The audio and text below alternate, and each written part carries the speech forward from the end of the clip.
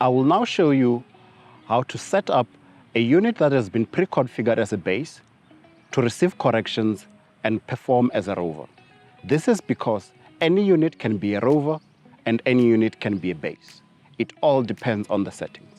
Let's connect to the unit on EMLID Flow. Let's change around the settings and let's see how this is done.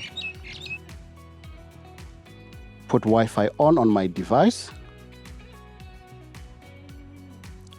Select the unit. There it is. It was already connected because I've connected to it before. Close my Wi-Fi settings.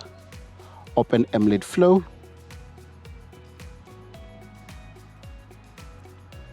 Select on my unit. Once it's connected, you will see this unit was configured to be a base. Your base output is on NTRIP and the correction input is off. Since we want to use it as a rover, we have to put base output off, then put correction input on. We can select if we want to use the internal radio or if we want to use NTRIP. For this case, we would like to use NTRIP.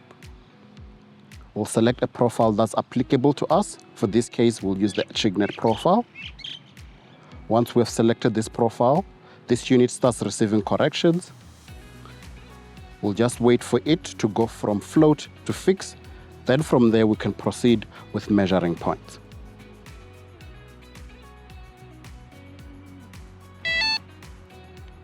We now have a fixed solution.